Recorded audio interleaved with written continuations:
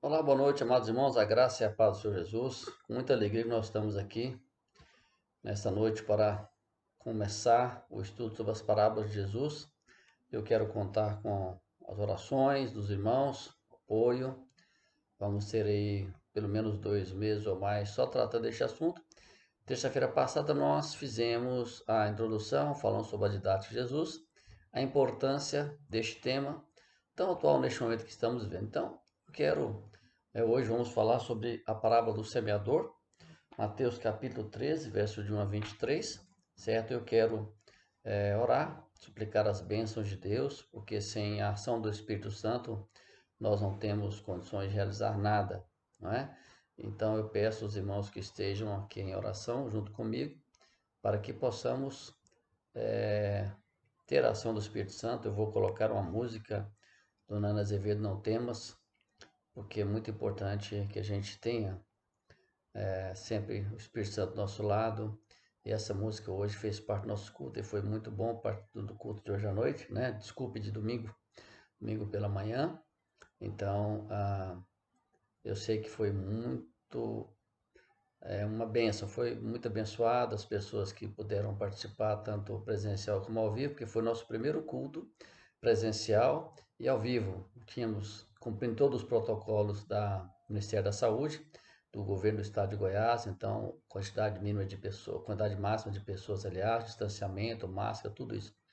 Então, e filmamos, né? Foi a nossa primeira experiência, sem equipamento, sem nada profissional, tudo feito com o que nós tínhamos em mãos, que era um celular e a internet apenas, mas o que importa é que o Espírito Santo de Deus fala no nosso coração. Então eu vou colocar aqui é, este hino para nós orarmos nesse instante. Eu convido você a fechar os seus olhos e orar comigo nesse instante. Vamos orar? Vamos aqui, então,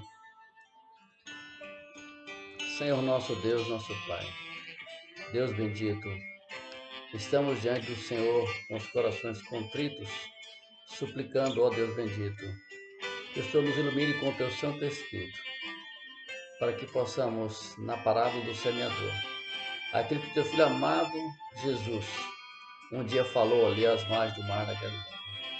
Ó Deus bendito, fala no nosso coração. Derrame sobre nós o teu Santo Espírito. Cada pessoa que ouvir essa palavra seja despertada. Ah, seu Deus, é um compromisso com o Senhor. Abençoe a vida de cada um de nós. Eu te peço, nos abençoe, Senhor, porque tudo que eu preciso, tudo que nós precisamos, é a tua presença. Porque sem ti nós não somos nada, ó Pai. Por isso eu te agradeço por essa oportunidade que o Senhor nos dá de poder levar a tua palavra por meio da internet, neste canal. Abençoe o teu povo. Desperta-nos, Pai. É o que eu te peço, no nome de Jesus. Amém. Ok, amados irmãos, vamos então dar início.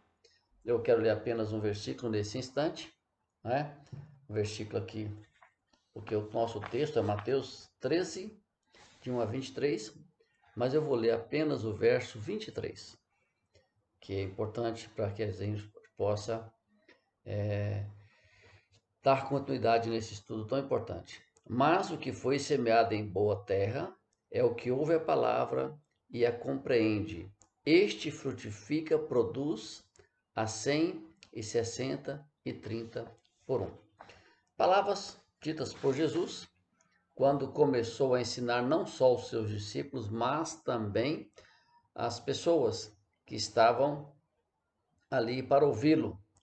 Então Jesus usou, como eu disse na introdução deste estudo, a parábola como método de ensino. Essa foi a didática de Jesus. Por que usar parábola? Porque a parábola é, ela é uma ilustração muito prática de se entender. É algo que facilita o entendimento, porque Jesus trabalhava com coisas do dia a dia das pessoas. Então, quando Jesus, eu creio que talvez Jesus estivesse ali caminhando pelo mar, às margens do mar da Galileia, que é um grande lago, como você deve saber. Então, deve ter visto algumas pessoas plantando, preparando a terra, e Jesus conhecia aquele processo, e as pessoas também. Então, em cada parábola, Jesus usou coisas do dia a dia que as pessoas iam ter facilidade da compreensão daquilo que Jesus queria e precisava ensinar aos seus discípulos e às pessoas. Jesus, logo após o seu batismo, ele foi levado ao deserto para ser tentado. Quando volta, como disse, né, já trabalhando ali na região do mar, nas margens do Mar da Galileia, ensinando as pessoas com a sua mensagem maravilhosa, e o método que ele utilizou foi as parábolas, com isso facilitando o entendimento. Você sabe por quê, irmãos? Temos que entender o seguinte, que o ensino de Jesus é de fácil entendimento. Muitas vezes, nós é que complicamos aquilo que é simples. Então, Jesus sempre se preocupou em levar a mensagem que qualquer pessoa de nível social e intelectual pudesse compreender. Então, Jesus falou por parábolas. E esta aqui é interessante, que é a parábola do semeador, que é a nossa primeira parábola. Nós vamos ver como ela é de fácil entendimento, de fácil compreensão, porque aí as pessoas vão imaginar aquilo que ele está falando e compreender a mensagem. Ok? Então Jesus sofreu muita rejeição, a começar na sua casa, no meio da sua cidade, do seu povo, mas a coisa que mais encantava as pessoas era porque Jesus se compadecia dessas pessoas, principalmente dos menos favorecidos. Então as pessoas, e viam também naquilo que Jesus falava, Jesus via sinceridade, via verdade, via comprometimento, porque Jesus jamais ensinou algo que ele não vivesse. Então, Jesus começa a estimular, a falar, orientar, ensinar. Então agora vamos voltar um pouco para aquilo que realmente o sentido daquilo que é a parábola do semeador. Primeiro, uma visão panorâmica do que é o semeador. A parábola do semeador é a primeira de uma série de parábolas que Jesus fala sobre o reino dos céus. Por quê? Porque Jesus fala, o reino dos céus é semelhante, não é igual. Ou seja, as pessoas não iriam pensar no reino dos céus como algo simples, mas grandioso. Tá? Não algo banal, mas grandioso. Apesar de ser uma forma simples. Então Jesus adotou um método prático para ensinar por comparação. Olha que coisa grandiosa. Você compara uma coisa com outra. Porque hoje nós temos diversos recursos didáticos para que as pessoas possam compreender. Por exemplo, eu estou aqui usando um recurso, que é a internet, que é esse canal, para que você possa ouvir, para que você possa receber a mensagem. Então, Jesus não tinha recursos. Recurso, então, era falar algo que eles pudessem pensar, comparar e entender. Então, ou seja, Jesus adotou esse método. Ele parte do conhecido para explicar o desconhecido. O contrário, você não vai entender.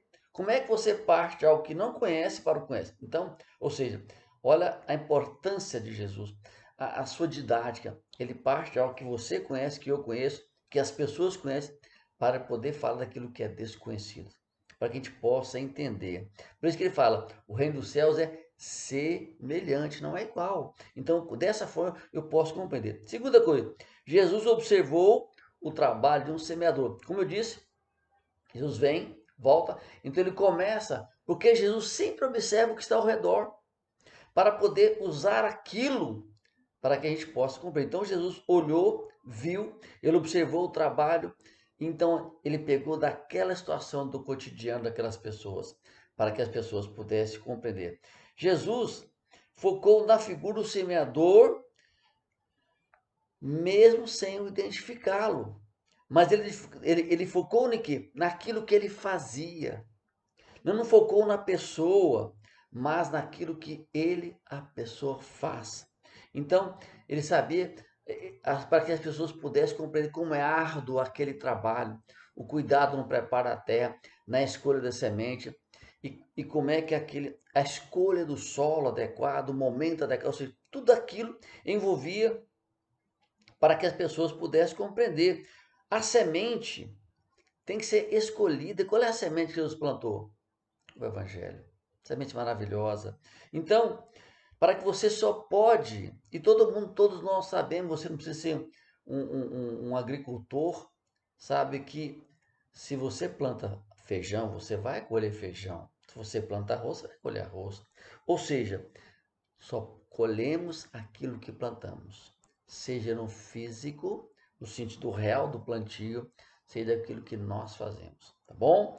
Terceira coisa, Jesus projeta uma visão do campo, do tempo e do espaço. Quando Jesus fala essa questão, ele dá uma ideia, porque você planta hoje, mas vai colher amanhã. Ou seja, você tem que ter uma expectativa. Você trabalha com algo para amanhã. Você tem todo um processo que tem que ser pensado, elaborado e trabalhado.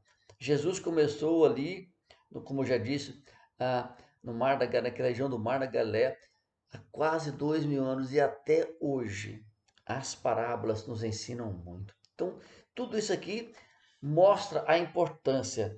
Então, Jesus, quando ele profere a parábola, não vou ler toda para ganharmos tempo, mas então começa a explicar o sentido de cada coisa que Jesus. Os discípulos nem sempre entendiam o significado. Então, Jesus os chamava em particular e os ensinava para que eles pudessem cumprir, mas também ensinava o povo. Isso é fundamental, de fundamental importância. E o que nós vamos ver no próximo vídeo a seguir é a explicação detalhada disso. Mas enquanto nós vamos ver, o campo que Jesus se refere é o mundo, onde nós habitamos, as pessoas do mundo. O semeador dessa palavra é Jesus. A semente é a palavra de Deus.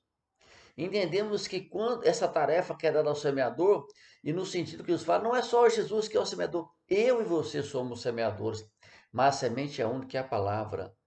Então, quando Jesus fala lá que as aves comeram a semente à beira do caminho, essa ave representa o diabo, porque ele anda buscando para tirar do coração do homem, da pessoa, a semente que foi plantada. A Bíblia fala que ele anda como um leão rugindo, buscando a quem possa tragar.